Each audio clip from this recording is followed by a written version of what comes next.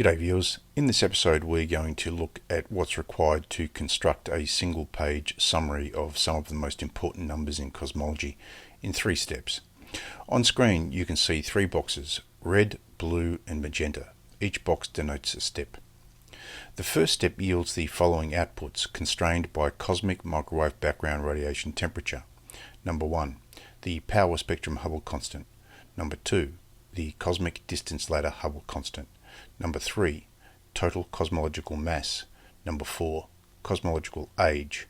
Number 5, cosmological mass density. And number 6, the cosmological constant. The second step yields the following outputs constrained by cosmic microwave background radiation temperature. Number 1, total galactic mass. Number 2, virial radius. Number 3, virial velocity.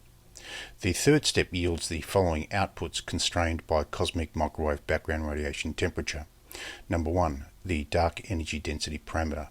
Number 2, the pressureless matter density parameter. Number 3, the baryonic matter parameter. Number 4, the dark matter parameter. Okay, let's now take a look at the building blocks of the single page summary.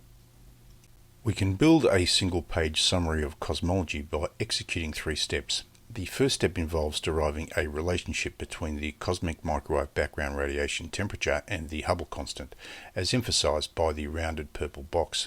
You can locate its complete derivation by following the links appearing on screen.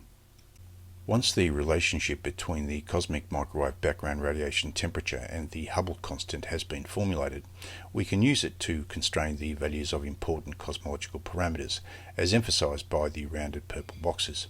If you are interested in the derivation of these parameters, please follow the links appearing on screen.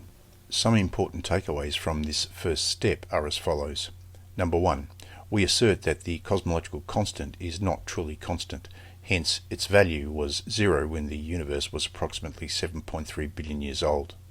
Number 2, the instant in cosmological time which the particle data group attributes spontaneous cosmological acceleration to have occurred actually relates to the instant at which the cosmological constant was 0, that is, when the universe was approximately 7.3 billion years old.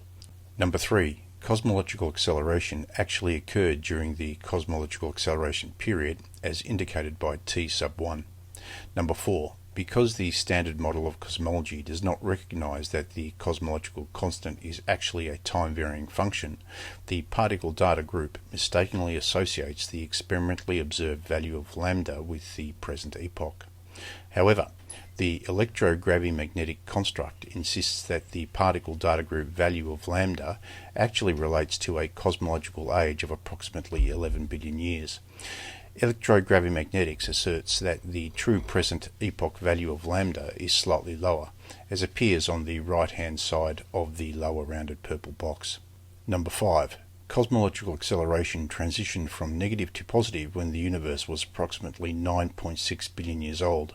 This coincides with the Freeman assertion that cosmological acceleration commenced when the universe was approximately 10 billion years old.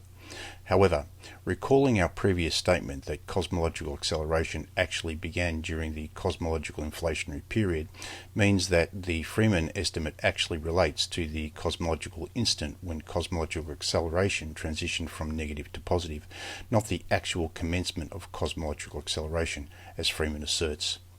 Let's now move on to steps 2 and 3. In step 2, we utilize the cosmic microwave background radiation temperature and the power spectrum Hubble constant to constrain Milky Way mass. Please refer to the solution algorithm.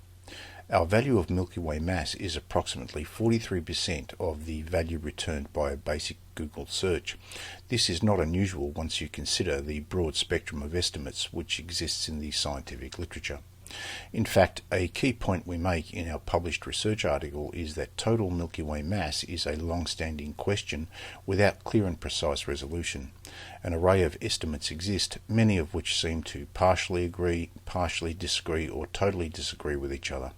For example, the Paris Observatory estimates the mass of the Milky Way to be approximately 2 billion solar masses, rather than the 1.5 trillion solar masses returned by a simple Google search. That is, the Paris Observatory result is approximately 14% of the Google search result as of the date of this video presentation. So, the range in Milky Way mass estimates is quite broad. In step 3, we constrain dark energy and dark matter to the cosmic microwave background radiation temperature and power spectrum Hubble constant.